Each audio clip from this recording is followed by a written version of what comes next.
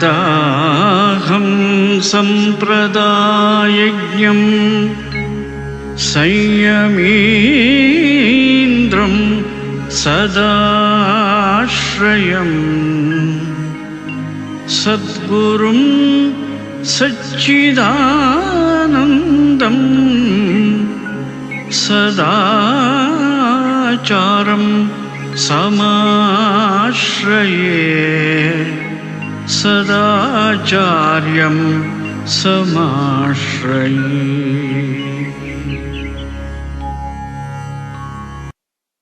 श्रुति स्मृति पुराणानाम् आलयं करुणालयं नमामि भगवत्पादं शंकरं लोकशंकरं।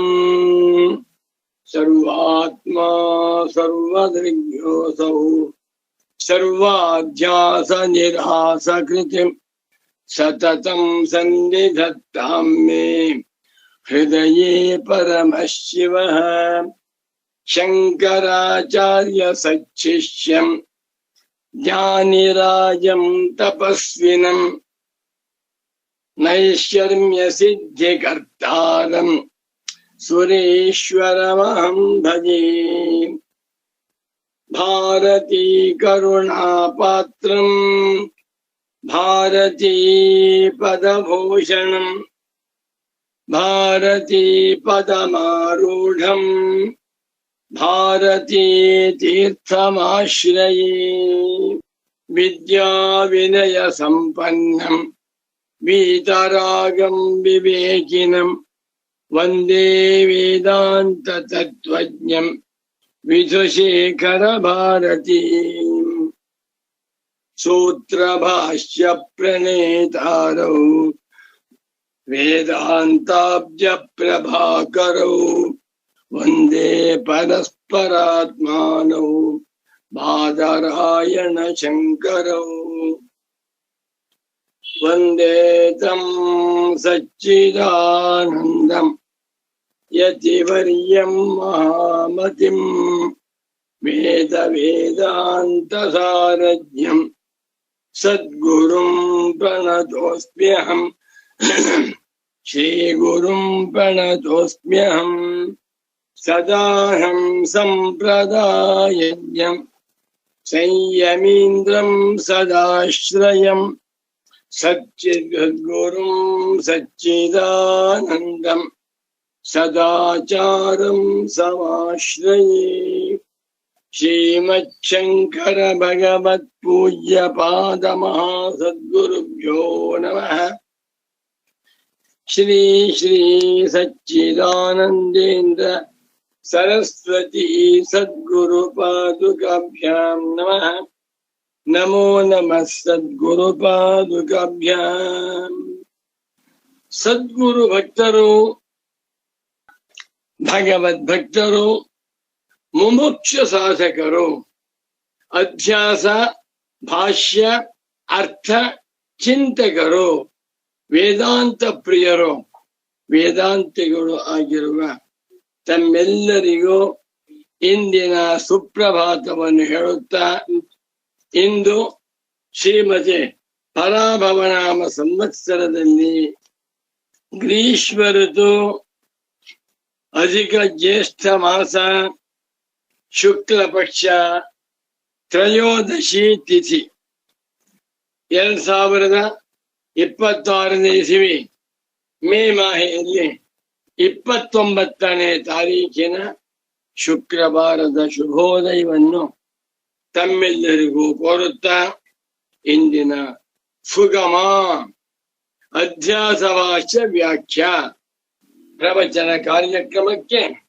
ತಮ್ಮೆಲ್ಲರಿಗೂ ಹೃತ್ಪೂರ್ವಕವಾದ ಪ್ರೇಮಪೂರ್ವಕವಾದ ಸುಸ್ವಾಗತ.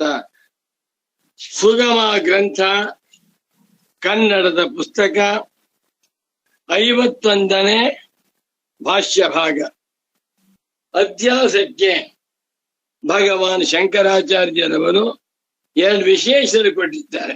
ಸ್ಮೃತಿ ರೂಪ ಪೂರ್ವದೃಷ್ಟ ಅಧ್ಯಾಸ ಇತಿ ಚ ವಿಶೇಷಣಂತೂ ಲೋಕಸಿದ್ಧ ಶುಕ್ತಿ ರಜತ ರಜ್ಜು ಸರ್ಪ ಅಧ್ಯಾಸೋಪಪಾದನಾರ್ಥಂ. ಎಷ್ಟು ಚೆನ್ನಾಗಿದೆ. ಭಗವತ್ಪಾದ ಶಂಕರರು ಅಧ್ಯಾಸ ಅಂತಂದ್ರೆ ಅಧ್ಯಾಸೋ ನಾಮ ಅತಸ್ಮಿನ್ ತದ್ಬುದ್ಧಿ ಅಂತ ಹೇಳಿ ಅದನ್ನು ವರ್ಣನೆ ಮಾಡುವುದಕ್ಕಾಗಿ ಸ್ಮೃತಿ ರೂಪ, ನಮ್ಮ ಸ್ಮೃತಿಯಲ್ಲಿ ಇರುವಂತಹದ್ದು ಪೂರ್ವ ದೃಷ್ಟಾವಭಾಸ. ನಿನ್ನೆ ಮೊನ್ನೆ ಹೋದ ವರ್ಷ ಹಿಂದೆ ನೋಡಲ್ಪಟ್ಟಿರುವ ವಸ್ತುವಿನ ಆಭಾಸವೇ ಅಧ್ಯಾಸ. ನಾನು ಓಡಾಡುವಾಗ ಹಾವನ್ನು ನೋಡಿದ್ದೆ, ಅದು ಮನಸ್ಸಿನ ಪೂರ್ವದೃಷ್ಟ ಸ್ಮೃತಿ ರೂಪ. ಹಗ್ಗ ಇದೆ, ಹಾವು ಅಂದ್ಬಿಟ್ಟೆ. ಹಾವಿಲ್ಲ, ನನ್ನ ಸ್ಮೃತಿಯಲ್ಲಿದೆ, ಇನ್ನು ಕಾಣಲ್ಪಟ್ಟದ್ದು ಎನ್ನುವಂತಹ ವಿಶೇಷಣವನ್ನ ಯಾಕೆ ಕೊಟ್ಟಿದ್ದಾರೆ? ಲೋಕದಲ್ಲಿ ಸಿದ್ಧವಾಗಿರುವ, ಲೋಕದಲ್ಲಿ ಎಲ್ಲರ ಅನುಭವದಲ್ಲಿರುವಂತ ಶುಕ್ತಿ ರಜತ, ಕಪ್ಪೆ ಚಿಪ್ಪಿನಲ್ಲಿ ಬೆಳ್ಳಿ, ಅನಂತರ ರಜ್ಜು ಸರ್ಪ, ಹಗ್ಗದಲ್ಲಿ ಹಾವು ಮುಂತಾದ ಅಧ್ಯಾಸವನ್ನ ಉಪಪಾದನಾರ್ಥಂ ಯುಕ್ತಿಯಿಂದ ಹೇಳುವುದಕ್ಕಾಗಿ ಹೇಳಿದ್ದಾರೆ ಹೊರತು ಅದನ್ನ ಪ್ರಕೃತಾಧ್ಯಾಸಕ್ಕನ್ವಯ ಮಾಡಿಕೊಳ್ಳಬಾರದು. ಅಬ್ಬಾ ನೋಡಿ, ಸ್ಮೃತಿ ರೂಪ ಪೂರ್ವದೃಷ್ಟ ಇತಿ ಚ ವಿಶೇಷಣಂತೂ ಲೋಕಸಿದ್ಧ ಶುಕ್ತಿ ರಜತ ರಜ್ಜ ಸರ್ಪ ಆದಿ ಅಧ್ಯಾಸ ಉಪಪಾದನಾರ್ಥ. ಭಗವತ್ಪಾದ ಶಂಕರಾಚಾರ್ಯರವರು ಅಧ್ಯಾಸಕ್ಕೆ ಇಲ್ಲಿ ಎರಡು ವಿಶೇಷಣ ಕೊಟ್ಟಿದ್ದಾರೆ. ಒಂದು ಸ್ಮೃತಿ ರೂಪ, ಮತ್ತೊಂದು ಪೂರ್ವದೃಷ್ಟಾವಭಾಸ. ಈ ಎರಡೂ ವಿಶೇಷಣಗಳನ್ನ ಯಾಕೆ ಕೊಟ್ಟಿದ್ದಾರೆ ಅಂದ್ರೆ ಪ್ರಕೃತಾಧ್ಯಾಸಕ್ಕೆ ಅಲ್ಲ, ಆತ್ಮಾನಾತ್ಮರ ಅಧ್ಯಾಸಕ್ಕೆ ಅಲ್ಲ. ಮತ್ತೇನೆಂದರೆ ಲೋಕ ಸಿದ್ಧ, ಲೋಕದಲ್ಲಿ ಜನಗಳಿಗೆ ಸಿದ್ಧವಾಗಿರುವ ಶುಕ್ತಿ ರಜತ ಮುಂತಾಗಿರುವ ಅಧ್ಯಾಸವನ್ನ ಉಪಪಾದನಾರ್ಥಂ, ಉಪಪಾದನೆ ಮಾಡುವುದಕ್ಕಾಗಿ ಹೇಳಿದ್ದಾರೆ. ನತು ಪ್ರಕೃತಾಧ್ಯಾಸ ಲಕ್ಷಣ ಶರೀರ ಪ್ರವಿಷ್ಟಮಪಿ. ಬಹಳ ಚೆನ್ನಾಗಿ ಈ ಪ್ರಕೃತವಾಗಿರುವ ಅಧ್ಯಾಸೋ ನಾಮ ಅನಾತ್ಮನಿ ಆತ್ಮಾಧ್ಯಾಸ, ಆತ್ಮನಿ ಚ ಅನಾತ್ಮಾಧ್ಯಾಸ, ಆತ್ಮನಿ ಅನಾತ್ಮ ಧರ್ಮಾಧ್ಯಾಸ, ಅನಾತ್ಮನಿ ಚ ಆತ್ಮಧರ್ಮಾನಾಂ ಅಧ್ಯಾಸ ಎಂಬುವಂತಹದ್ದು ಪ್ರಕೃತ ಅಧ್ಯಾಸ. ಇದಕ್ಕೆ ಸಂಬಂಧಪಟ್ಟಂತೆ ಅಲ್ಲ. ಯಾವುದು? ಸ್ಮೃತಿರೂಪ ಪರತ್ತ ಪೂರ್ವ ದೃಷ್ಟಾವಭಾಸ ಎನ್ನುವಂತಹದ್ದು ದೃಷ್ಟಾಂತಕ್ಕೆ ಮಾತ್ರ ಇಟ್ಕೊಳ್ಬೇಕು. ನತು ಪ್ರಕೃತ ಅಧ್ಯಾಸ ಶರೀರ, ಈ ಪ್ರಕೃತವಾಗಿರುವ ಅಧ್ಯಾಸ ಲಕ್ಷಣದ ಭಾಗದಲ್ಲಿ ಅದನ್ನ ಸೇರಿಸಿಕೊಳ್ಳಬಾರದು. ಎಷ್ಟು ಚೆನ್ನಾಗಿದೆ. ಮುಂದೋಗೋಣ. ಏತದ್ ಭಾಷ್ಯ ವಚನ ವಿರುದ್ಧತ್ವಾದೇವ ಪೂರ್ವೋಕ್ತ ಲಕ್ಷಣೆ ಅರ್ಥಾಧ್ಯಾಸೋಪಿ ಸಂಗೃಹೀತಃ ಇತಿ ಅಧ್ಯಾಸ ಸಾಮಗ್ರಿ ಪ್ರದರ್ಶಿತ ಇತ್ಯಾದಿ ಚ ವಿಕಲ್ಪಯಂತಹ. ಯಾರು? ವ್ಯಾಖ್ಯಾನಕಾರಃ ಪಂಡಿತಾಃ ಅನಾದರ್ತವ್ಯಾಃ. ಬಹಳ ಸ್ಟ್ರಾಂಗ್ ಆರ್ಗ್ಯುಮೆಂಟ್ ಇದೆ, ತುಂಬಾ ಜ್ವರ ಇದೆ. ಹೀಗೆ ಹೇಳಿದ್ದರಿಂದ ಏತದ್ ಭಾಷ್ಯ ವಚನ ವಿರುದ್ಧತ್ವಾದೇವ, ಈ ಶಾಂಕರ ಭಾಷ್ಯಕ್ಕೆ ವಿರುದ್ಧವಾಗಿರುವುದರಿಂದಲೇ. ಶಾಂಕರ ಭಾಷ್ಯವೇನು? ಅಧ್ಯಾಸೋ ನಾಮ ಹತಸ್ಮಿನ್ ತದ್ ಬುದ್ಧಿ, ಬುದ್ಧಿ ಬುದ್ಧಿ ಬುದ್ಧಿ ತಿಳುವಳಿಕೆ ಇರುವುದು ಆತ್ಮ, ತಿಳಿದುಕೊಂಡಿರುವುದು ದೇಹಾದಿ, ಇರುವುದು ಅವಿದ್ಯಾ ಕಲ್ಪಿತವಾಗಿರುವ ದೇಹಾದಿಗಳು. ಅದನ್ನ ನಾನು ಎಂದು ತಿಳಿದುಕೊಳ್ಳುವುದು, ತಿಳುವಳಿಕೆಗೆ ಅಧ್ಯಾಸ ಅನ್ಸದು. ಎಂಥ ತಿಳುವಳಿಕೆ? ತಪ್ಪು ತಿಳುವಳಿಕೆ. ಜ್ಞಾಪಕ ಇಟ್ಬೇಕು. ಏತದ್ ಭಾಷ್ಯ ವಚನ, ಇಂಥ ಭಾಷ್ಯದ ಮಾತಿಗೆ ವಿರುದ್ಧವಾಗಿರುವುದರಿಂದಲೇ ಪೂರ್ವೋಕ್ತ ಲಕ್ಷಣೆ ಅರ್ಥಾಧ್ಯಾಸೋಪಿ ಸಂಗೃಹೀತ. ಶಂಕರ ಭಗವತ್ ಪೂಜ್ಯ ಪಾದಾಚಾರ್ಯರು ಹಿಂದೆ ಅಧ್ಯಾಸ ಅಂತ ಹೇಳಿದ್ದಾರಲ್ಲ, ಅಲ್ಲಿ ಅರ್ಥಾಧ್ಯಾಸವನ್ನು ತೆಗೆದುಕೊಳ್ಳಬೇಕು. ಒಂದು ಅರ್ಥಾಧ್ಯಾಸ, ಮತ್ತೊಂದು ಬುದ್ಧಿ ಅಧ್ಯಾಸ. ಬುದ್ಧಿ ಅಧ್ಯಾಸವನ್ನು ಹೇಳಿದ್ದಾರೆ, ಅತಸ್ಮಿನ್ ತದ್ಬುದ್ಧಿ ಅಂತ. ಆದರೂ ಅಲ್ಲಿಯೂ ಕೂಡ ಅರ್ಥಾಧ್ಯಾಸವನ್ನು ಸಂಗೃಹೀತ ಶಂಕರಾಚಾರ್ಯರು ಸಂಗ್ರಹ ಮಾಡಿ ಹೇಳಿದ್ದಾರೆ ಅಂತ ವ್ಯಾಖ್ಯಾನಕಾರರು ಕೆಲವು ಹೇಳ್ತಾರೆ. ಸ್ವಲ್ಪ ವಿವರಿಸ್ತಾರೆ ಇದನ್ನು ನೋಡಿ. ಹಗ್ಗವಿದೆ, ಹಾವು ಅಂತ ತಿಳ್ಕೊಂಡೆ. ಇದಕ್ಕೆ ಹೆಸರೇನು? ಸರ್ಪಾಧ್ಯಾಸ. ಯಾತ್ರಲ್ಲಿ ರಜ್ವಾಂ. ಹಗ್ಗವನ್ನ ಕಂಡು ಹಗ್ಗ ಎಂದು ತಿಳಿಯದೆ ನನ್ನ ಬುದ್ಧಿಯಲ್ಲಿರುವ ಪೂರ್ವ ಸಂಸ್ಕಾರದಿಂದ ಹಾವು ಅಂತ ತಿಳ್ಕೊಂಡೆ. ಇದಕ್ಕೆ ಹೆಸರು ಜ್ಞಾನಾಧ್ಯಾಸ. ಹಗ್ಗವನ್ನ ಹಗ್ಗವೆಂದು ತಿಳಿಯದೆ ಜ್ಞಾನ, ಅದನ್ನ ತಪ್ಪಾಗಿ ಹಾವು ಎಂದು ತಿಳಿದುಕೊಳ್ಳುವಿಕೆ, ಇದು ಪ್ರಸಿದ್ಧವಾಗಿದೆ. ಕೆಲವು ವ್ಯಾಖ್ಯಾನಕಾರ ಹೇಳ್ತಾರೆ, ಹಗ್ಗವನ್ನ ಹಾವು ಎಂದು ತಿಳಿದಾಗ ಹಗ್ಗದಲ್ಲಿ ಹಾವಿನಂಶವೂ ಸೇರಿಕೊಂಡಿದೆ. ಕಪ್ಪೆ ಚಿಪ್ಪನ್ನ ಬೆಳ್ಳಿ ಎಂದು ತಿಳಿಯುವಾಗ ಬೆಳ್ಳಿ ಅಂಶ ಕಪ್ಪೆ ಚಿಪ್ಪಿನಲ್ಲಿ ಸೇರಿಕೊಂಡಿದೆ. ಇದಕ್ಕೆ ಹೆಸರು ಅರ್ಥಾಧ್ಯಾಸ. ಇದೊಂದು ದೊಡ್ಡ ಚರ್ಚೆ. ಅಧ್ಯಾಸ ಎನ್ನುವಾಗ ಬುದ್ಧಿ ಅಧ್ಯಾಸವ, ಜ್ಞಾನಾಧ್ಯಾಸವ, ಅರ್ಥಾಧ್ಯಾಸವ? ಸಚ್ಚಿದಾನಂದೇಂದ್ರ ಸರಸ್ವತಿ ಸದ್ಗುರುಗಳ ವ್ಯಾಖ್ಯಾನದಂತೆ, ಸುಗಮ ವ್ಯಾಖ್ಯಾನದಂತೆ ಶಂಕರ ಭಗವತ್ ಪೂಜ್ಯ ಪಾದಾಚಾರ್ಯರು ಅಧ್ಯಾಸ ಭಾಷ್ಯದಲ್ಲಿ ಕೇವಲ ಜ್ಞಾನಾಧ್ಯಾಸವನ್ನ ಹೇಳಿದ್ದಾರೆಯೇ ಹೊರತು ಅರ್ಥಾಧ್ಯಾಸವನ್ನು ಹೇಳಿಲ್ಲ. ಆ ಹಗ್ಗವನ್ನ ನೋಡಿ 10 ಜನ ಹಾವು ಅಂತ ಮಾಡ್ಕೊಂಡಿದ್ದಾರೆ. ಒಬ್ಬ ದಡ್ಡ ಹಳ್ಳಿ ರೈತ ಹಗ್ಗವನ್ನ ನೋಡಿ ಹಗ್ಗ ಅಂತ ತಿಳ್ಕೊಂಡಿದ್ದಾನೆ. 11 ಜನ, 10 ಜನ scientist, doctors, engineers, professors, CEOs. ಈಗ 10 ಜನ ಹಾವು ಅಂತ ಮಾಡ್ಕೊಂಡಿದ್ದಾನೆ, ಒಬ್ಬ ಹಗ್ಗ ಅಂತ ಮಾಡ್ಕೊಂಡಿದ್ದಾನೆ. ಇಲ್ಲಿ ಪ್ರಶ್ನೆ ಇವಾಗ, ಹಾವು ಅಂತ ಮಾಡ್ಕೊಂಡಿದಾರಲ್ಲ, ಎಲ್ಲಿದೆ ಹಾವು? ಆ ಹಗ್ಗದಲ್ಲಿ ಇದೆಯಾ, ಬುದ್ಧಿಯಲ್ಲಿದೆಯಾ? ಬುದ್ಧಿಯಲ್ಲಿದೆ, ಜ್ಞಾನದಲ್ಲಿದೆ, ಮನಸ್ಸಿನಲ್ಲಿದೆ. ಅವರ ತಿಳುವಳಿಕೆಯಲ್ಲಿ ಹಾವಿದೆಯೇ ಹೊರತುವೆ ಹಗ್ಗದಲ್ಲಿ ಹಾವಿಲ್ಲ. ಹಗ್ಗದಲ್ಲಿ 1% ಹಾವಿಲ್ಲ. ಆ ಹಗ್ಗ 4.5 ಅಡಿ ಉದ್ದಕ್ಕೆ ಕಾಣಿಸ್ತಾ ಇದೆ, ಹಾವು ಅಂತ ಮಾಡ್ಕೊಂಡೆ. 1 ಇಂಚಾದರೂ ಆ ಹಗ್ಗದಲ್ಲಿ ಹಾವು ಅಂತಿದೆಯ ಇಲ್ಲ. ಇದು ಸಿದ್ಧಾಂತ.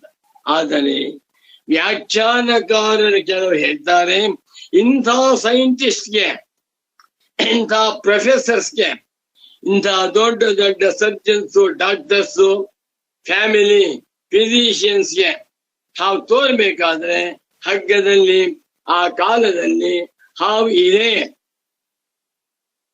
ಹಾವಿನಂಶ ಸ್ವಲ್ಪವಾದ್ರೂ ಇರಬೇಕು. 4.5 ಅಡಿ ಹಾವಿದೆ, ಅದರಲ್ಲಿ 2 ಅಡಿ ಆದ್ರೂ ಹಾವಿನಂಶವಿರಬೇಕು ಅಂತಾರೆ. ನಿಜವೇ? 1% ಇಲ್ಲ.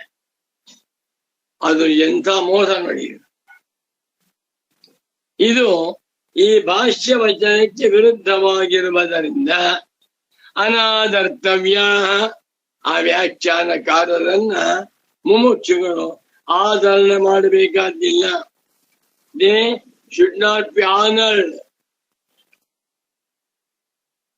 ಅರ್ಥಾಧ್ಯಾಸವನ್ನು ಸೇರಿಸಿಕೊಳ್ಳಬೇಕು ಅಂದ್ಬಿಟ್ಟು ಕಪ್ಪೆ ಚಿಪ್ಪಿನಲ್ಲಿ ಬೆಳ್ಳಿ ತೋರ್ತಾ ಇರ್ಬೇಕಾದ್ರೆ ಅಲ್ಲಿ ಬೆಳ್ಳಿ ಇರಬೇಕು.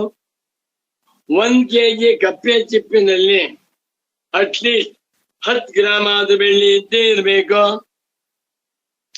ಬೆಳ್ಳಿ ಎನ್ನುವಂತ ಅರ್ಥ, ಬೆಳ್ಳಿ ಎನ್ನುವ ವಸ್ತು ಆ ಕಪ್ಪೆ ಚಿಪ್ಪಿನಲ್ಲಿ ಇಲ್ಲದೆ ಹೋಗಿ ಬಿಟ್ಟಿದ್ದಿದ್ರೆ ಹೇಗೆ ಬೆಳ್ಳಿನ ಕಾಣಿಸ್ತಾ ಇತ್ತು? ಆದ್ರಿಂದ 1 kg ಕಪ್ಪೆ ಚಿಪ್ಪಿಗೆ 10 ಗ್ರಾಮ್ ಬೆಳ್ಳಿ ಅಲ್ಲ 100 ಗ್ರಾಮ್ ಬೆಳ್ಳಿ ಇರಬೇಕು ಅಂತಾರೆ. ಪೂಜ್ಯ ಸಚ್ಚಿದಾನಂದೇಂದ್ರ ಸರಸ್ವತಿ ಸ್ವಾಮೀಜಿಯವರು ಮಾತು ಹೇಳಿದ್ರು. ನೋಡಪ್ಪ ಹೇಳ್ತಾ ಇದ್ದಾರೆ, ಅವ್ರನ್ನ ಹೇಳ್ಬೇಕು. 1 ಟನ್ನು ಕಪ್ಪೆ ಚಿಪ್ ಕೊಟ್ಬಿಟ್ಟು 1000 kg ಕಪ್ಪೆ ಚಿಪ್ ಕೊಟ್ಬಿಟ್ಟು ನಮಗೆ ನೀವು 1 kg ಬೆಳ್ಳಿ ಕೊಡಿ ಅಂತ ಕೇಳಬೇಕು. ಯಾಕೆ? ಕಪ್ಪೆ ಚಿಪ್ಪು ಬೆಳ್ಳಿಯಾಗಿ ತೋರ್ಬೇಕಾದ್ರೆ ಕಪ್ಪೆ ಚಿಪ್ಪಿನಲ್ಲಿ ಬೆಳ್ಳಿ ಎನ್ನುವಂತ ಅರ್ಥ ಇರಬೇಕು ಅಂತ ಹೇಳ್ತಾರೆ. ಹಾಗಾಗಿ ಬಿಟ್ರೆ 1 ಟನ್ ಕಪ್ಪೆ ಚಿಪ್ಪು 10 kg ಬೆಳ್ಳಿ ಕೊಡಿ ಅಂತ ಕೇಳಬೇಕು. ಸಾಧ್ಯವೇ ಇಲ್ಲ. ವಾಕ್ಯ ಮತ್ತೆ ನೋಡಿ. ಪೂರ್ವೋಕ್ತ ಲಕ್ಷಣೆ, ಹಿಂದೆ ಹೇಳಿರುವಂತಹ ಲಕ್ಷಣವುಳ್ಳ ಅಧ್ಯಾಸದಲ್ಲಿ ಅರ್ಥಾಧ್ಯಾಸೋಪಿ ಸಂಗೃಹೀತ, ಅರ್ಥಾಧ್ಯಾಸವನ್ನು ಕೂಡ ಶಂಕರರು ಸಂಗ್ರಹ ಮಾಡಿದ್ದಾರೆ ಎಂದು ಮತ್ತು ಅಧ್ಯಾಸ ಸಾಮಗ್ರಿ ಪ್ರದರ್ಶಿತ, ಅಧ್ಯಾಸಕ್ಕೆ ಸಾಮಗ್ರಿಯನ್ನು ಕೂಡ ಶಂಕರಾಚಾರ್ಯರು ತೋರಿಸಿದ್ದಾರೆ ಅಂತ ವಿಕಲ್ಪೆಯಂತಹ ವಿಧ ವಿಧವಾಗಿ ಕಲ್ಪನೆ ಮಾಡುತ್ತಿರುವಂತಹ ಆಧುನಿಕ ವ್ಯಾಖ್ಯಾನಕಾರರುಗಳು ಅನಾದರ್ತವ್ಯ, ಮುಮುಕ್ಷು ಜನಗಳಿಂದ ಗೌರವಿಸಲ್ಪಡಬಾರದು. ಅರ್ಥಾಧ್ಯಾಸವು 1% ಆಗಿಲ್ಲ, ಜ್ಞಾನಾಧ್ಯಾಸ ಮಾತ್ರ ಆಗಿದೆ. ಅದೇ ರೀತಿಯಲ್ಲಿ ಆತ್ಮನನ್ನ ಅನಾತ್ಮ ಏನ್ ತಿಳ್ಕೊಂಡಿದ್ದೇವಲ್ಲ, ಬುದ್ಧಿಯಲ್ಲಷ್ಟೇ. ನೀವು ಆತ್ಮನನ್ನ ದೇಹಾದಿಗಳು ಅಂತ ತಿಳಿದುಕೊಂಡಿರುವಾಗಲೂ ಆತ್ಮನೇ, ದೇಹಾದಿಗಳನ್ನ ಆತ್ಮ ಎಂದು ತಿಳಿದುಕೊಂಡಿರುವಾಗಲೂ ದೇಹಾದಿಗಳು ಅವಿದ್ಯಾ ಕಲ್ಪಿತವೇ ಆಗಿವೆ. ಅಧ್ಯಾಸ ಎನ್ನುವಾಗ ನಮ್ಮ ಬುದ್ಧಿಯಲ್ಲಿ ಉಂಟಾಗಿರುವ ಪ್ರತ್ಯಯವೇ ಹೊರತು ವಸ್ತುವಿನಲ್ಲಿ ಏನೂ ಆಗಿಲ್ಲ. ಬಹಳ ಚೆನ್ನಾಗಿದೆ ವಾಕ್ಯವಾದ. ಯಾಕೆ ತಿರಸ್ಕಾರ ಮಾಡಬೇಕು ಅಂದ್ರೆ, ಏತದ್ ಭಾಷ್ಯ ವಚನ ಅಧ್ಯಾಸೋ ನಾಮ ಅತಸ್ಮಿನ್ ತದ್ ಬುದ್ಧಿ, ಅತಸ್ಮಿನ್ ತಜ್ಜ್ಞಾನಂ, ಅತಸ್ಮಿನ್ ತತ್ ಪ್ರತ್ಯಯ. ಇಲ್ಲಿ ಶಂಕರಾಚಾರ್ಯರವರು ಬುದ್ಧಿ, ಪ್ರತ್ಯಯ, ಜ್ಞಾನ, ಅರಿವು ಅಂತ ಹೇಳ್ತಾ ಇದ್ದಾರೆ ಹೊರತು ಅರ್ಥಾಧ್ಯಾಸವನ್ನು ಹೇಳಿಲ್ಲ. ಇದು ಭಾಷ್ಯವಚನಕ್ಕೆ ವಿರುದ್ಧವಾಗಿರುವುದರಿಂದ ಇದನ್ನು ಸ್ವೀಕರಿಸಬಾರದು. ಬಹಳ ಚೆನ್ನಾಗಿದೆ. ನಹಿ ಭ್ರಾಂತಿ ಬುದ್ಧಿ ವ್ಯತಿರೇಕೇಣ ಅಧ್ಯಾಸಸ್ಯ ರೂಪಾಂತರಂ ಶಕ್ಯೋಪಪಾದನಂ. ಎಷ್ಟು ಚೆನ್ನಾಗಿ ಬರೀತಾರೆ ಪರಮ ಪೂಜ್ಯ ಶ್ರೀ ಶ್ರೀ ಶ್ರೀ ಸಚ್ಚಿದಾನಂದೇಂದ್ರ ಸರಸ್ವತಿ ಸ್ವಾಮೀಜಿಯವರು ಶಂಕರ ಭಗವತ್ ಪೂಜ್ಯ ಪಾದಾಚಾರ್ಯರ ಹೃದಯವನ್ನ ಅರ್ಥ ಮಾಡಿಕೊಂಡು ಮುಮುಕ್ಷ ಸಾಧಕರಿಗೆ ಅಧ್ಯಾಸದ ಸ್ವರೂಪವನ್ನ ವಿವರಿಸುತ್ತಿದ್ದೆ. ಮುಮುಕ್ಷ ಜನರಿಗೆ ಮಾಡಬೇಕಾದ್ದೇನು ಗೊತ್ತಾ? ವಿಚಾರ, ವಿವೇಕದಿಂದ ಆತ್ಮನ ಸ್ವರೂಪವನ್ನು ಅನಾತ್ಮಗಳ ಸ್ವರೂಪವನ್ನು ವಿಚಾರ ಮಾಡ್ತಾ ಬಂದುಬಿಟ್ರೆ, ಆತ್ಮನು ಆತ್ಮನೇ, ಆತ್ಮನಲ್ಲಿ ದೇಹಾದಿಗಳ ಅಧ್ಯಾಸವಾಗಿರುವಂತಹದ್ದು ನಮ್ಮ ಮನಸ್ಸಿನಲ್ಲಿ. ನಿಮ್ಮ ಮನಸ್ಸಿನಲ್ಲಿ ನೀವು ಏನೇ ಮಂಡಿಗೆ ಮಾಡಿಕೊಂಡರೂ ಅದು ಪರಮಾರ್ಥವಲ್ಲ. ಒಂದು ಉದಾಹರಣೆ ಕೊಡ್ತಾ ಇದ್ದು ಪೂಜ್ಯ ಸದ್ಗುರುಗಳು. ಒಬ್ಬ DC ಡೆಪ್ಯೂಟಿ ಕಮಿಷನರ್ ಇದ್ದಂತೆ. ಅವನ ಹತ್ರ ಒಬ್ಬ PA ಪರ್ಸನಲ್ ಅಸಿಸ್ಟೆಂಟ್ ಇದ್ದ. ಅವನ್ ದಿನ ಕೆಲಸ ಮಾಡ್ತಾ ಇದ್ದ, ಸರಿಯಾಗಿ ಮಾಡ್ತಾ ಇದ್ದಿಲ್ಲ. ಪ್ರತಿ ದಿವಸ ಅವನನ್ನ ಆ DC ಬೈತಾ ಇದ್ದ. ಯಾಕೋ ತಡವಾಗಿ ಬಂದೆ, ಯಾಕ ಕೆಲಸ ಸರಿಯಾಗಿ ಮಾಡಿಲ್ಲ, ಈ ಮಾಡದೆ ಹೋದ್ರೆ ನಾಳೆ ಇನ್ನೇನು ತೆಗೆದಾಕ್ಬಿಡ್ತೀನಿ, ಸಂಬಳ ಕಟ್ ಮಾಡ್ಬಿಡ್ತೀನಿ, ಮನೆ ಕೆಡಿಸ್ಬಿಡ್ತೀನಿ ಇಂತ ಪ್ರತಿ ದಿನ ಬಯಸ್ಕೊತಾ ಇದ್ದ. ಅವನಿಗೆ ಬೇಜಾರ ಹೋಯ್ತು. ದಿನ ಬಯಸ್ಕೊಂಡು ಸಾಕಾಗೋಯ್ತು. ಅವನ ಕನಸಿನಲ್ಲಿ ಏನಾಗಿದೆ, ಅವನೇ DC ಆಗ್ಬಿಟ್ಟಿದ್ದಾನೆ. ಆ PA ತನ್ನ ಕನಸಿನಲ್ಲಿ DC ಆಗ್ಬಿಟ್ಟಿದ್ದಾನೆ. ಅವನಿಗೊಬ್ಬ PA ಕನಸಿನ DC ಆ ಕನಸಿನ PA ಬೈತಾ ಇದ್ದಾನೆ. ದಿನ ಬಯಸ್ಕೊತಾ ಇದ್ದಾನೆ ಇವನು. ಅದನ್ನೆಲ್ಲ ಜ್ಞಾಪಿಸ್ಕೊಂಡು, ಯಾಕೋ ತಡವಾಗಿ ಬಂದೆ, ಕಾಫಿ ತಂದ್ಕೊಡ್ತಿದೀಯಾ, ಬಿಸಿಯಾಗಿಲ್ಲ, ಸಕ್ಕರೆನೇ ಹಾಕಿಲ್ಲ, ಆ ಕಡೆ ಫ್ಯಾನ್ ಹಾಕಿಲ್ಲ, ಏನು ಇಲ್ಲ. ಕನಸಿನಲ್ಲಿ ಆ ಸೇವಕ PA ಅಸಿಸ್ಟೆಂಟ್ DC ಬೈತಾ ಇದ್ದಾನೆ. ಇದು ಪ್ರಶ್ನೆ. ಅವನು DC ಆಗಿದ್ದಾನ? ಇಲ್ಲ. ಅವನಿಗಿಂತ ಭಿನ್ನ ಒಬ್ಬ PA ಇದ್ದಾನ? ಇಲ್ಲ. ಬೈತಾ ಇದ್ದಾನಲ್ಲ, ಸತ್ಯ ಹೌದು. ಅದೇ ರೀತಿಯಲ್ಲಿ ನಮ್ಮ ಮನಸ್ಸಿನ ಭ್ರಮೆ ಸ್ವಾಮಿ ಇದು. ನಾನು ಸುಬ್ರಾಯ ಶರ್ಮಾ, ನಾನು ಮನುಷ್ಯ, ನಾನು ಇಂಥವನು, ನಾನು ಗಂಡು ಹೆಣ್ಣು, ಎಲ್ಲವೂ ಕೂಡ ಮೆಂಟಲ್ ಅಬರೇಷನ್ಸ್, ಮನಸ್ಸಿನ ಭ್ರಾಂತಿ. ಈ ಮನಸ್ಸಿನ ಭ್ರಾಂತಿಯನ್ನ ತೆಗೆದು ಬಿಟ್ಟರೆ ಅವನೇ ಬ್ರಹ್ಮಜ್ಞಾನಿ, ಅವನೇ ಜೀವನ್ ಮುಕ್ತ. ಮನಸ್ಸಿನ ಭ್ರಮೆಯನ್ನ ತೆಗೆಯಬೇಕೇ ಹೊರತು ವಸ್ತುವನ್ನ ಏನು ಮಾಡಿ, ಆತ್ಮನನ್ನ ಅನಾತ್ಮವನ್ನಾಗಿ ಮಾಡ್ಬೇಕಾದ್ದಿಲ್ಲ, ಅನಾತ್ಮವನ್ನ ಆತ್ಮನನ್ನಾಗೂ ಮಾಡ್ಬೇಕು. ಯಾಕೆ? ಆತ್ಮನಾಗಿಯೇ ಇದ್ದಾನೆ, ಹಗ್ಗ ಹಗ್ಗವಾಗಿಯೇ ಇದೆ. ಬಿದ್ದಿರುವಂತ ಒಂದು ತುಂಡು ಹಗ್ಗವನ್ನ 1,000 ಜನ ಹಾವು ಎಂದು ತಿಳಿದರೂ ಆ ಹಗ್ಗದಲ್ಲಿ 1% ಹಾವಿನ ಅಂಶ ಬಂದಿಲ್ಲ, ಅರ್ಥಾಧ್ಯಾಸವಾಗಿಲ್ಲ. ಅರ್ಥಾಧ್ಯಾಸ ಅಂದ್ರೇನು? ಆ ತೋರುವ ಕಾಲಕ್ಕೆ ಹಗ್ಗ ಹಾವಾಗಿ ಬಿಟ್ಟಿದೆ, ಹಗ್ಗದಲ್ಲಿ ಹಾವಿನ ಅಂಶ ಬಂದಿದೆ ಅಂತ. ಯಾರಾದ್ರೂ ಹೋಗ್ತಾರೆ ಇದನ್ನೇನು ಗೊತ್ತಾಗ್ತಾ ಇದೆಯಾ? ಅಧ್ಯಾಸದಲ್ಲಿ ಅವಿವೇಕ ಮಿಥ್ಯಾಜ್ಞಾನವೇ ಮೆರೀತಿದೆಯೇ ಹೊರತುವೆ ಇನ್ನೇನೇ. ಆ ಮಿಥ್ಯಾಜ್ಞಾನವನ್ನು ಕಳಿಬೇಕಾದ್ರೆ ಸಂಜ್ಞಾನ ಮಾಡ. ಉದಿತೆ ಸವಿತರೆ ಶಾರ್ವರಮಿವ ತಮಃ ಪ್ರಣಾಶಂ ಉಪಗಚ್ಛತ್ಯ ವಿದ್ಯಾ. ಭಗವದ್ಗೀತಾ ಭಾಷ್ಯ. ಸೂರ್ಯೋದಯವಾದ ಕೂಡಲೇ ಸವಿತಾ ಸವಿತಾರವು ಸವಿತಾರ, ಸವಿತು ಶಬ್ದ. ಸವಿತರಿ ಸೂರ್ಯೇ, ಉದಿತೆ ಸತಿ ಸೂರ್ಯೋದಯವಾಗಿ ಬಿಟ್ಟರೆ ಕತ್ತಲೆ ಎಂತಾಗತ್ತೆ? ಶಾರ್ವರಂ ತಮಃ. ಶಾರ್ವರ ಅಂದ್ರೆ ಪರ್ಟೇನಿಂಗ್ ಟು ನೈಟ್. ಶರ್ವರ್ಯಾ ಇದಂ ಶಾರ್ವರಂ. ಕತ್ತಲೆ, ರಾತ್ರಿಯಿಂದ ಉಂಟಾಗಿದ್ದಂತಹ ಕತ್ತಲೆಯು ನಾಶವಾಗುತ್ತೆ. ಅದೇ ರೀತಿಯಲ್ಲಿ ವಿದ್ಯಾಯಾಮ್ ವಿದಿತಾಯಾಮ್ ಸತ್ಯಾಂ, ಯಾವಾತನಿಗೆ ಆತ್ಮವಿದ್ಯಾ ಉಂಟಾಗೋಯ್ತೋ, ಬ್ರಹ್ಮಜ್ಞಾನ ಉಂಟಾಯ್ತೋ, ಅವನಿಗೆ ಅಜ್ಞಾನದಿಂದ ಉಂಟಾಗಿದ್ದ ಜೀವತ್ವ ಭ್ರಾಂತಿ ಹೊರಟೋಗಿ. ಭ್ರಾಂತಿ ನಿರಸನವೇ ಮೋಕ್ಷವೇ ಹೊರತು ಅರ್ಥಾಧ್ಯಾಸವನ್ನೇನು ಮಾಡಬೇಕಾಗಿಲ್ಲ. ಏತದ್ ಭಾಷ್ಯ ವಚನ ವಿರುದ್ಧತ್ವಾದೇವ ಪೂರ್ವೋಕ್ತ ಲಕ್ಷಣೆ ಅರ್ಥಾಧ್ಯಾಸೋಪಿ ಸಂಗೃಹೀತಃ ಇತಿ ಅಧ್ಯಾಸ ಸಾಮಗ್ರಿ ಪ್ರದರ್ಶಿತ. ಅಧ್ಯಾಸ ಸಾಮಗ್ರಿಯನ್ನ ಭಾಷ್ಯಕಾರ ಶಂಕರ ತೋರಿಸಿದ್ದಾರೆ ಎಂದು ಮುಂತಾಗಿ ವಿಕಲ್ಪಯಂತಹ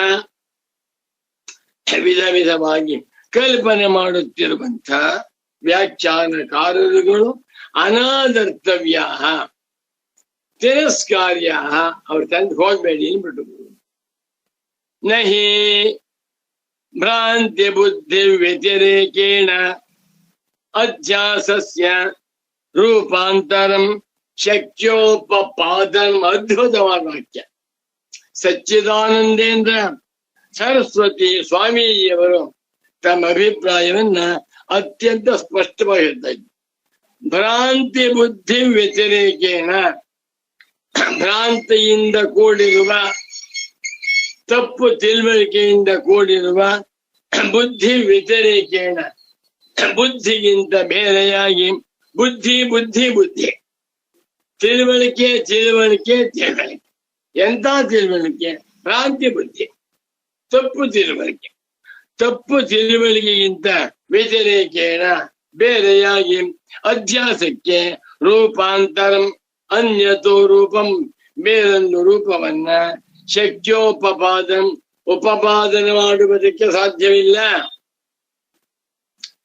ನಾನು ರಾಗಿಯನ್ನು ನೋಡಿಬಿಟ್ಟು ಸಾಸಿವೆ ಅಂತ ತಿಳ್ಕೊಂಬಿಟ್ಟೆ. ಸಾಸಿವೆ ಎಲ್ಲಿದೆ? ನನ್ನ ಬುದ್ಧಿ ಇದೆ. ರಾಗಿ 1% ಸಾಸಿವೆ ಇಲ್ಲ. ನಿಂಬೆ ಹಣ್ಣನ್ನು ನೋಡಿಬಿಟ್ಟು ನಲ್ಲಿಕಾಯಿ ಅಂತ ತಿಳ್ಕೊಂಬಿಟ್ಟೆ. ನಲ್ಲಿಕಾಯಿ ಬುದ್ಧಿ ಇದೆ, ನಿಂಬೆ ಹಣ್ಣಲ್ಲಿಲ್ಲ. ಅಥವಾ ನಲ್ಲಿಕಾಯಿಯನ್ನ ನೋಡಿಬಿಟ್ಟು ನಿಂಬೆ ಹಣ್ಣು ಅಂತ ತಿಳ್ಕೊಂಡೆ. ಎಲ್ಲವೂ ಕೂಡ ಭ್ರಾಂತಿ ಬುದ್ಧಿಯೇ ಹೊರತು ಭ್ರಾಂತಿ ಬುದ್ಧಿಗಿಂತ ಭಿನ್ನವಾಗಿ ವಸ್ತುವಿನಲ್ಲಿ ಯಾವ ವಿಕಾರವೂ ಆಗಿದೆ. ರೂಪಾಂತರಂ ಇಲ್ಲ, ಭ್ರಾಂತಿ ಬುದ್ಧಿಗಿಂತ ಬೇರೆಯಾಗಿ ಆ ವಸ್ತುವಿನಲ್ಲಿ ಆ ಕಾಲಕ್ಕೆ ಆ ರೂಪವು ಬಂದಿರುತ್ತದೆ ಎಂದು ಉಪಪಾದನೆ ಮಾಡಲು ಸಾಧ್ಯವಿಲ್ಲ. ಯುಕ್ತಿಯಿಂದ ವಿಚಾರ ಮಾಡಿದರೆ ತಪ್ಪು ಗೊತ್ತಾಗ. ತಥಾಚ ಗೌಡಪಾದೀಯಂ ವಚಃ ಅನಿಶ್ಚಿತ ಯಥಾ ರಜ್ಜುಃ ಅಂಧಕಾರೇ ವಿಕಲ್ಪಿತ ಸರ್ಪಧಾರಾದಿಭಿರ್ಭಾವೈಃ ತದ್ವದಾತ್ಮ ವಿಕಲ್ಪಿತ. ಅದ್ಭುತವಾದ ವಾಕ್ಯ ನೋಡಿ. ಪರಮ ಪೂಜ್ಯ ಶ್ರೀ ಶ್ರೀ ಶ್ರೀ ಸಚ್ಚಿದಾನಂದೇಂದ್ರ ಸರಸ್ವತಿ ಮಹಾಸ್ವಾಮಿಗಳವರು ಕಾಮ ಶ್ರೀ ಶಂಕರ ಭಗವತ್ ಪೂಜ್ಯ ಪಾದಾಚಾರ್ಯರ ಅಧ್ಯಾಸ ಭಾಷ್ಯಕ್ಕೆ ಸುಗಮ ವ್ಯಾಖ್ಯಾನವನ್ನ ಮಾಡುವಾಗ ಕಾಮ ಅತಸ್ಮಿನ್ ತದ್ಬುದ್ಧಿ ಎನ್ನುವಂತಹ ವಾಕ್ಯವನ್ನ ತೆಗೆದುಕೊಂಡು ಅದಕ್ಕೆ ವ್ಯಾಖ್ಯಾನವನ್ನ ಮಾಡುವಾಗ ಕಾಮ ಶಂಕರ ಭಗವತ್ ಪೂಜ್ಯ ಪಾದಾಚಾರ್ಯರ ಪರಮ ಗುರುಗಳಾಗಿರುವ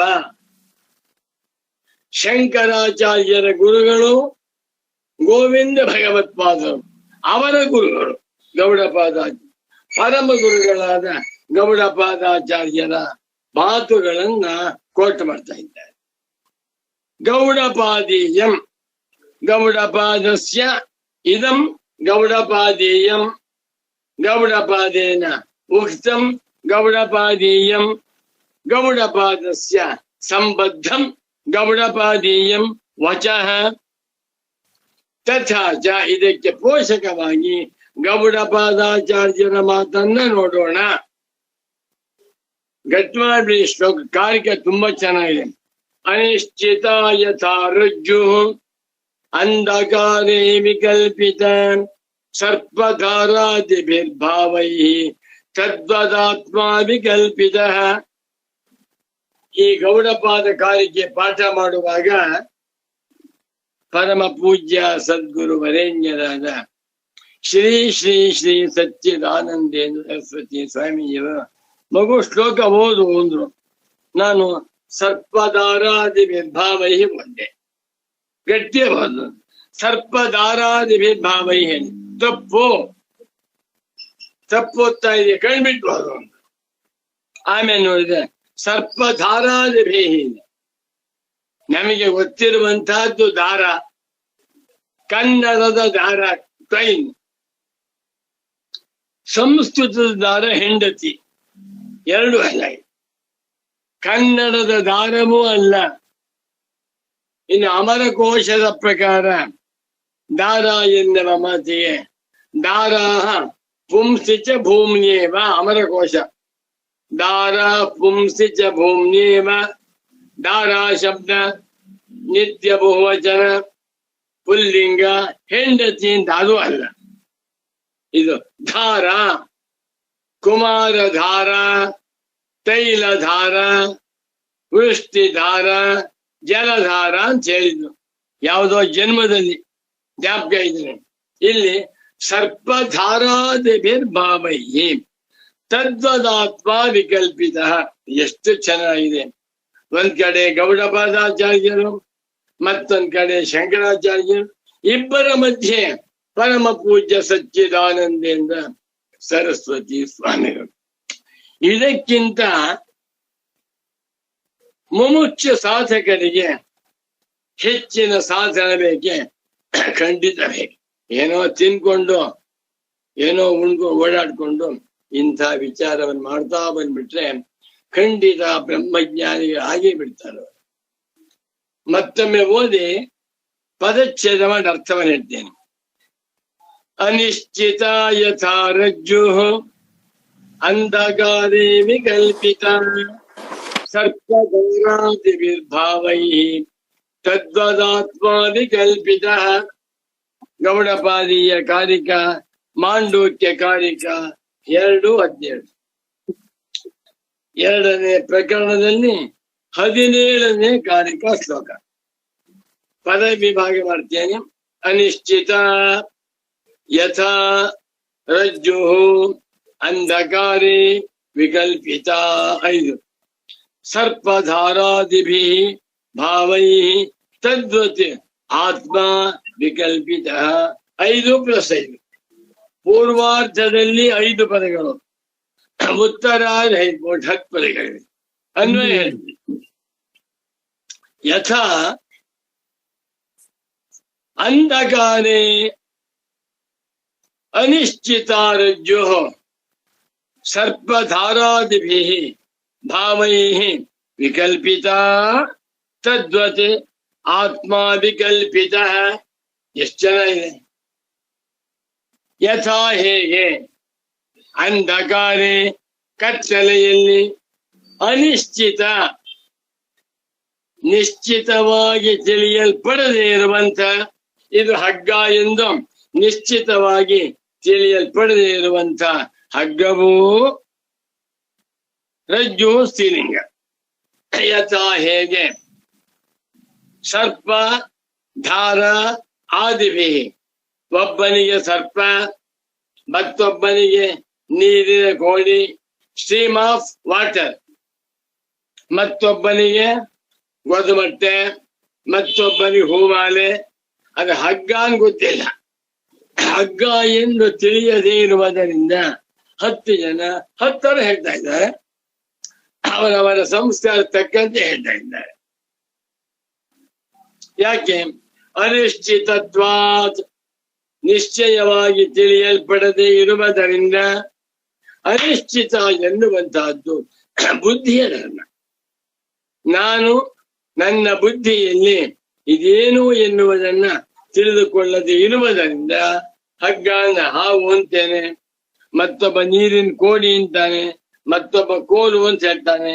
10 ಜನ 10 ಹೇಳ್ತಾ ಇದ್ದೆ.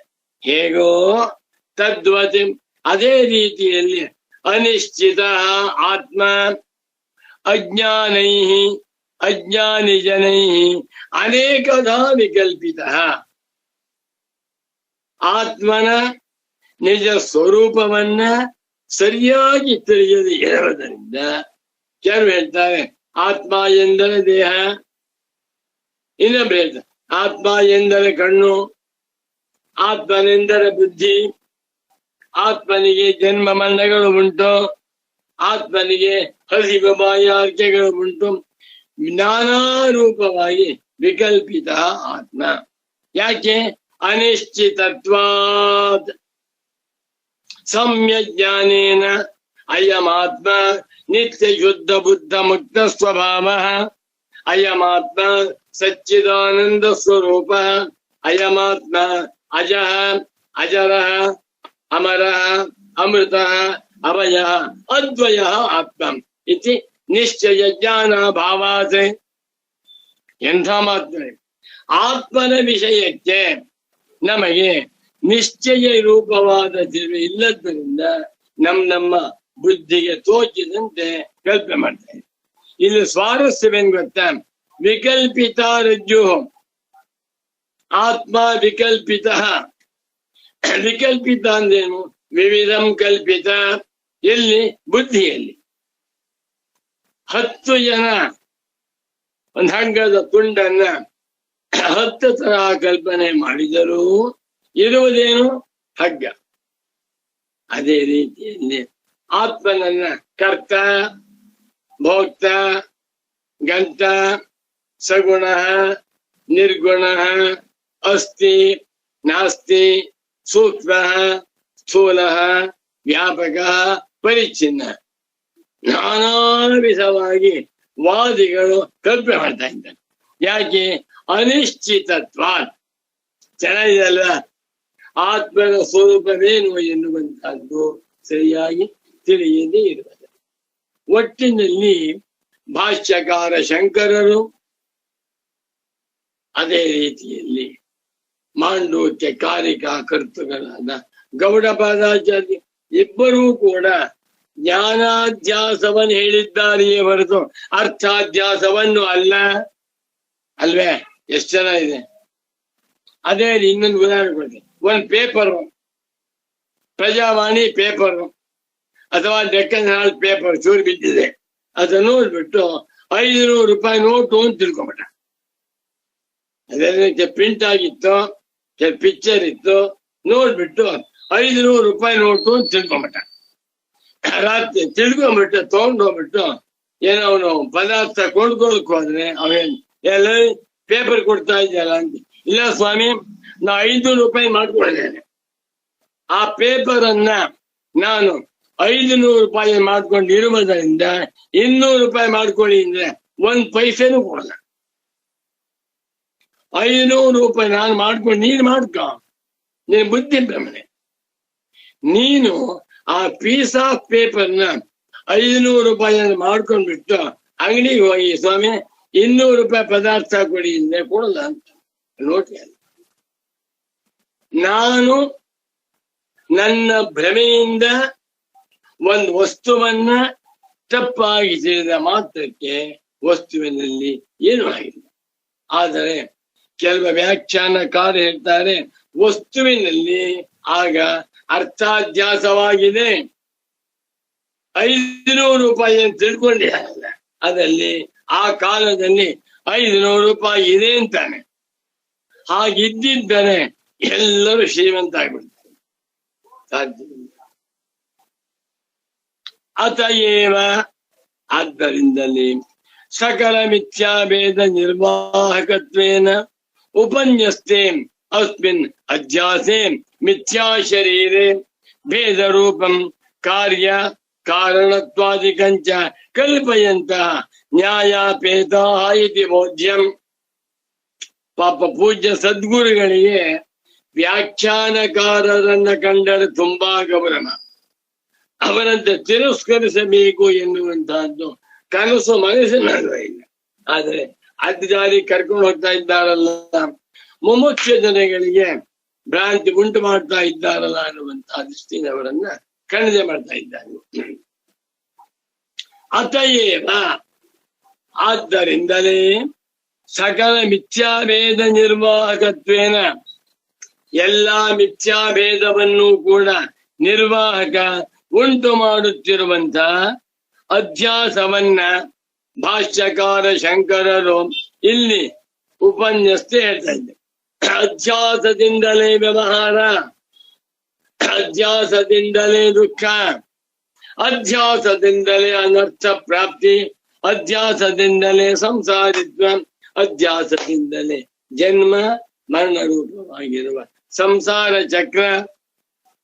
ಎಲ್ಲ ದುಃಖಗಳಿಗೂ ಅಧ್ಯಾಸ ಬೇಕಾ ಅಂತ ಹೇಳುತ್ತಿರುವ ಸಂದರ್ಭದಲ್ಲಿ ಇಂಥ ಅಧ್ಯಾಸಕ್ಕೆ ಮಿಥ್ಯಾ ಶರೀರೆ, ಇನ್ನೊಂದು ಮಿಥ್ಯಾ ಶರೀರ ಅಂತ ಉಂಟು, ರೂಪಭೇದ ಅಂತ ಉಂಟು, ಅದರಲ್ಲಿ ಕಾರ್ಯಕಾರಣತ್ವ ಶ್ರೀರಾಮ ಅಧ್ಯಾಸ ಎನ್ನುವಂತ ತಪ್ಪು ತಿಳುವಳಿಕೆ. ಅದಕ್ಕೆ ನಿಮಿತ್ತ ಕಾರಣವಾದದ್ದು ಜ್ಞಾನಾಭಾವ. ಜ್ಞಾನಾಭಾವದಿಂದ ಮಿಥ್ಯಾಜ್ಞಾನ. ಹೌದಾ? ವಿವೇಕ ಅಭಾವದಿಂದ ಭ್ರಾಂತಿ ಜ್ಞಾನ. ಇಷ್ಟೇ. ಅದನ್ನು ಬಿಟ್ಬಿಟ್ಟು ಕಾರ್ಯ ಕಾರಣ ಇದಕ್ಕೊಂದು ಕಾರಣ ಉಂಟು, ಮೂಲಾವಿದ್ಯಾ ಅಂತ ಉಂಟು. ಮೂಲಾವಿದ್ಯಾ ಎನ್ನುವಂತಹದ್ದು ಕಾರಣ. ಅದರಿಂದ ಜ್ಞಾನಾಭಾವ, ಸಂಶಯ ಜ್ಞಾನ, ಮಿಥ್ಯಾಜ್ಞಾನ ಎನ್ನುವಂತ ಅಧ್ಯಾಸತ್ರಯ ಹುಟ್ಟಿದೆ ಅಂದ್ಬಿಟ್ಟು ಕಾರ್ಯಕಾರಣ ಭಾವ ತಂದ್ಬಿಟ್ಟು. ಏನನ್ಯಾಯ ಸ್ವಾಮಿ. ಶಂಕರರು ಸರಳವಾಗಿ ಅಧ್ಯಾಸ ಎಂದರೆ ತಪ್ಪು ತಿಳುವಳಿಕೆ, ಆ ತಪ್ಪು ತಿಳುವಳಿಕೆಯಿಂದ ಇಷ್ಟೆಲ್ಲ ಅನರ್ಥವಾಗುತ್ತೆ. ಒಂದು ಉದಾಹರಣೆ, ಸೈಟ್ ಹುಡುಕ್ತಾ ಇದ್ದ ಒಬ್ಬ ಮನುಷ್ಯ 40-60 ಸೈಟ್ ಬೇಕು ಅಂತ. ಒಬ್ಬ ಬ್ರೋಕರ್ ಬಂದ್ಬಿಟ್ಟು, ಸ್ವಾಮಿ ಈ ಸೈಟ್ ಇದೆ ಇಂದ, ನಾ ಚೀಪಾಗಿ ಕೊಡಿಸ್ತೇನೆ ಇಂದ. 40-60 ಸೈಟ್ಗೆ ಇವತ್ತು 4 ಕೋಟಿ ರೂಪಾಯಿ ಆಗುತ್ತೆ. ಅವನೇನ್ ಮಾಡ್ದ, ಸ್ವಾಮಿ 10 ಲಕ್ಷ ರೂಪಾಯಿ ಕೊಡಿಸ್ತೀನಿ ಅಂದ್ಬಿಟ್ಟ. 4 ಕೋಟಿ ಬೆಲೆ ಬಾಳುವಂತ ಸೈಟ್ ಅನ್ನ 10 ಲಕ್ಷ ರೂಪಾಯಿ ಕೊಡಿಸ್ತಾನೆ ಅಂದ್ರೆ ಯಾರು ತಾನೇ ಬೇಡ ಅಂತಾರೆ? ಒಬ್ಬ ದಡ್ಡ ಹೋದ, 10 ಲಕ್ಷ ರೂಪಾಯಿ ಕೊಟ್ಟ, ಸೈಟ್ ತಗೊಂಡ, registration ಮಾಡಿಸ್ಕೊಂಡ.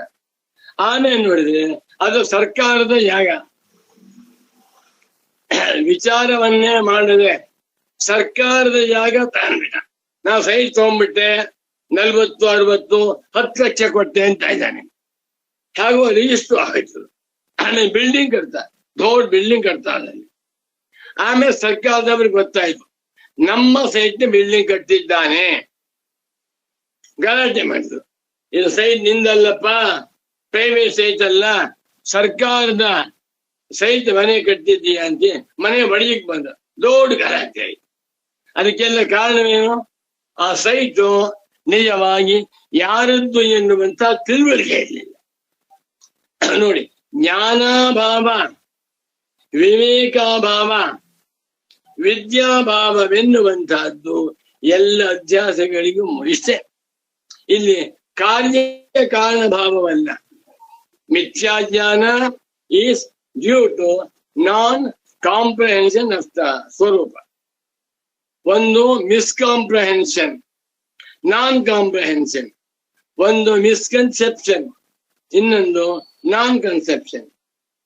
Non conception gives rise to misconception. ಇಷ್ಟೇ. ಇದನ್ನು ಬಿಟ್ಬಿಟ್ಟು ಕಾರ್ಯ ಕಾರಣ ಭಾವ ಉಂಟು, ಮೂಲ ವಿದ್ಯಾ ಅಂತ ಬಂದಿದೆ, ಅದು ವಸ್ತು ರೂಪವಾಗಿದೆ.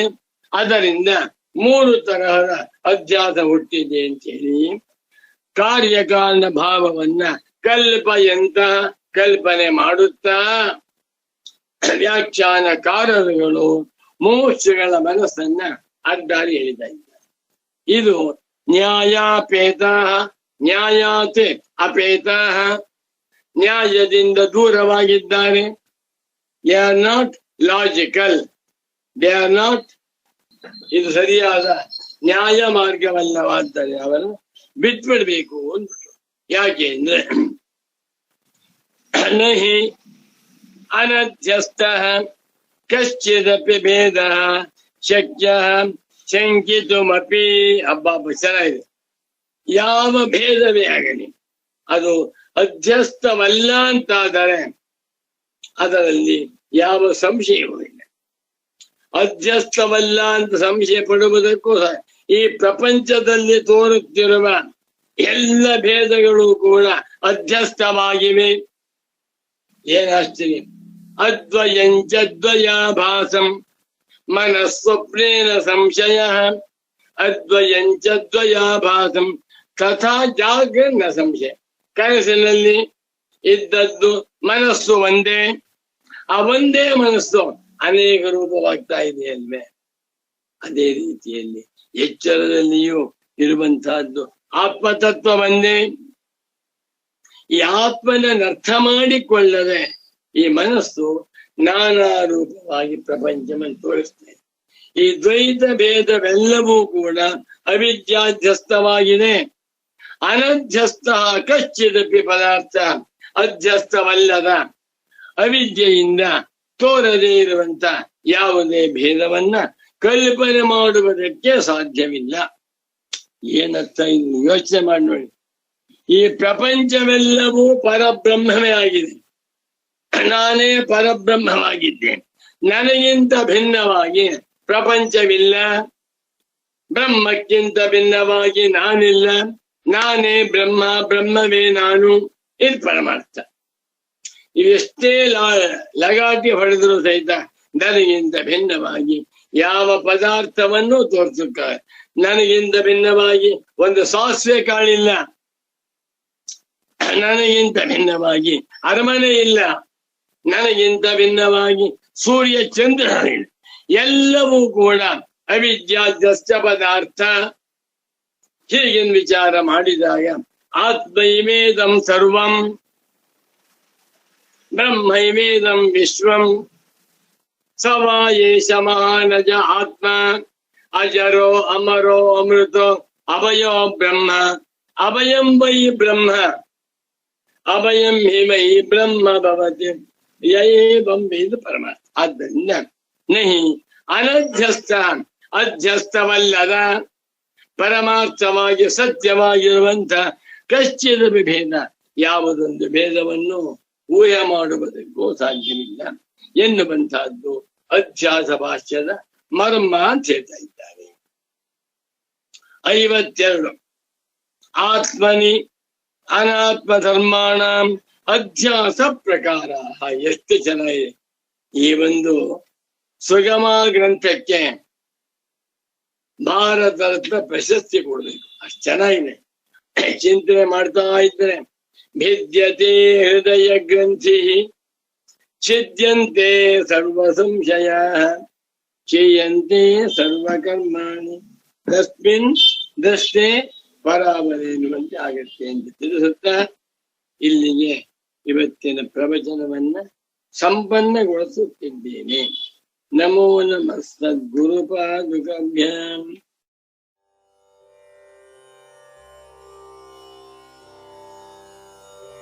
ನೋಡುತ್ತಲಿರುವೆನು ನಾನೆಲ್ಲ. ವಿಜ್ಞಾನಾತ್ಮ ಸಹ ದೇವೈಶ್ಚ ಸರ್ವೈಃ ಪ್ರಾಣಾಭೂತಾನಿ ಸಂಪ್ರತಿಷ್ಠಂತಿ ಯತ್ರ ತದಕ್ಷರಂ ವೇದಯತೆ ಯಸ್ತು ಸೌಮ್ಯ ಸ ಸರ್ವಜ್ಞಃ ಸರ್ವಮೇವಾವಿವೇಶ. ಪ್ರಶ್ನೆ ಪರಿಪ್ರಶ್ನೆಯಿಂದಲೇ ಪ್ರಾರಂಭವಾಗುವುದರಿಂದ ಪ್ರಶ್ನೋಪನಿಷತ್ತು ವಿಚಾರ ಪ್ರಧಾನ. ವೇದಾಂತದಲ್ಲಿ ಆತ್ಮನ ಬಗ್ಗೆ ಎಲ್ಲ ಪ್ರಶ್ನೆಗಳಿಗೂ ಅನುಭವದಲ್ಲಿ ನೆಲೆನಾಟುವಂತೆ ಉತ್ತರ ಲಭ್ಯ. ಆದರೆ ಅಧ್ಯಾರೋಪಾಪವಾದ ಸಂಪ್ರದಾಯ ತಿಳಿದವರು ಮಾತ್ರ ಸರಿಯಾಗಿ ಉತ್ತರಿಸಬಲ್ಲರು. ಈ ಹಾಡು ಅವಸ್ಥಾತ್ರಯ ವಿಚಾರ ಮಾಡುತ್ತಾ ಅಕ್ಷರ ತತ್ವವನ್ನು ಅನ್ವೇಷಿಸುತ್ತಿದೆ. ಇಡೀ ಪ್ರಪಂಚವು ತನ್ನಿಂದಲೇ ಹುಟ್ಟಿ ಇದ್ದು ಮಾಯವಾಗುತ್ತಿದೆ. ತನ್ನ ಕನಸಿಗೂ ಈ ಎಚ್ಚರಕ್ಕೂ ಯಾವ ವ್ಯತ್ಯಾಸವೂ ಇಲ್ಲ. ಈ ಅರಿವನ್ನು ತೆಗೆದು ಹಾಕುವ ಮತ್ತೊಂದರಿವಿಲ್ಲ. ಅದನ್ನೇ ನೋಡುತ್ತಲಿರುವೆನು ನಾನೆಲ್ಲ.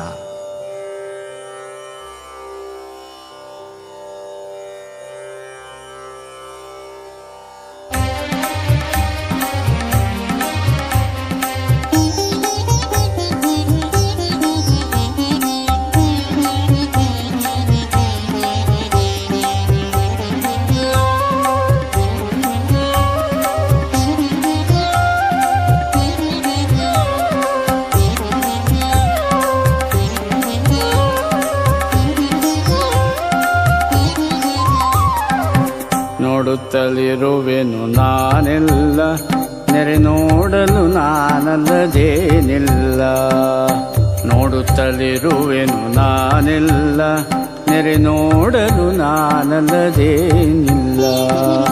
ನೋಡುವ ನನ್ನೊಳು ಮೂಡಿ ಮುಳುಗಿ ತೇಲಾಡುತ್ತಲಿರುವುದು ಜಗವೆಲ್ಲ. ನೋಡುವ ನನ್ನೊಳು ಮೂಡಿ ಮುಳುಗಿ ತೇಲಾಡುತ್ತಲಿರುವುದು ಜಗವೆಲ್ಲ. ನೋಡುತ್ತಲಿರುವೆನು ನಾನೆಲ್ಲ, ನೆರೆ ನೋಡಲು ನಾನಲ್ಲದೇನಿಲ್ಲ. ನೆರೆ ನೋಡಲು ನಾನಲ್ಲದೇನಿಲ್ಲ.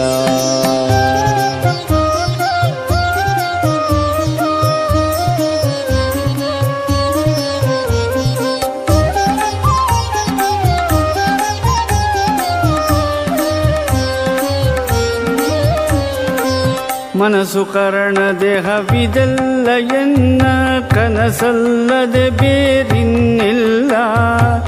ಮನಸ್ಸು ಕರಣ ದೇಹವಿದೆಲ್ಲ ಎನ್ನ ಕನಸಲ್ಲದೆ ಬೇರಿನ್ನಿಲ್ಲ. ಮನಸ್ಸು ಮಾತುಗಳ ಮೀರಿರುವೆನ್ನಯ ಘನತೆಗೆ ಕುಂದು ಕೊರತೆ ಇಲ್ಲ. ಮನಸ್ಸು ಮಾತುಗಳ ಮೀರಿರುವೆನ್ನಯ ಘನತೆಗೆ ಕುಂದು ಕೊರತೆ ಇಲ್ಲ. ನೋಡುತ್ತಲಿರುವೆನು ನಾನೆಲ್ಲ ನೆರೆ ನೋಡಲು ನಾನಲ್ಲದೇನಿಲ್ಲ. ನೆರೆ ನೋಡಲು ನಾನಲ್ಲದೇನಿಲ್ಲ.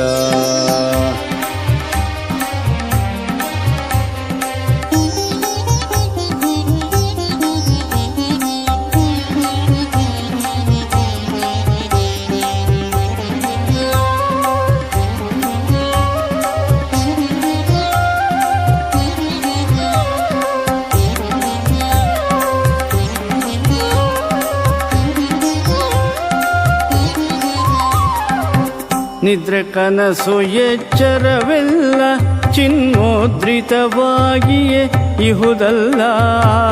ನಿದ್ರೆ ಕನಸು ಎಚ್ಚರವೆಲ್ಲ ಚಿನ್ಮೋದ್ರಿತವಾಗಿಯೇ ಇಹುದಲ್ಲ. ಇದ್ದಂತಿಹ ಪರಿಶುದ್ಧದರಿವನಿದ ಹೊದ್ದದ ವಸ್ತುವೆ ತಾನೆಲ್ಲ. ಇದ್ದಂತಿಹ ಪರಿಶುದ್ಧದರಿವನಿದ ಹೊದ್ದದ ವಸ್ತುವೆ ತಾನಿಲ್ಲ. ನೋಡುತ್ತಲಿರುವೆನು ನಾನೆಲ್ಲ ನೆರೆ ನೋಡಲು ನಾನಲ್ಲದೇನಿಲ್ಲ. ನೆರೆ ನೋಡಲು ನಾನಲ್ಲದೇನಿಲ್ಲ.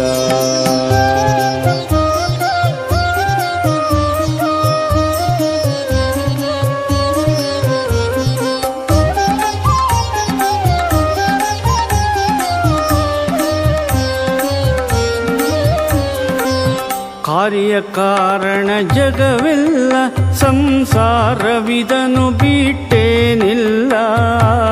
ಕಾರ್ಯ ಕಾರಣ ಜಗವೆಲ್ಲ ಸಂಸಾರವಿದನು ಬಿಟ್ಟೇನಿಲ್ಲ. ಕಾರ್ಯ ಕಾರಣ ಸಾಕ್ಷಿಯನಗೆ ಇದರೇರಿಳಿತದ ಸೋಂಕೇನಿಲ್ಲ. ಕಾರ್ಯ ಕಾರಣ ಸಾಕ್ಷಿಯನಗೆ ಇದರೇರಿಳಿತದ ಸೋಂಕೇನಿಲ್ಲ. ನೋಡುತ್ತಲಿರುವೆನು ನಾನೆಲ್ಲ ನೆರೆ ನೋಡಲು ನಾನಲ್ಲದೇನಿಲ್ಲ. ನೆರೆ ನೋಡಲು ನಾನಲ್ಲದೇನಿಲ್ಲ.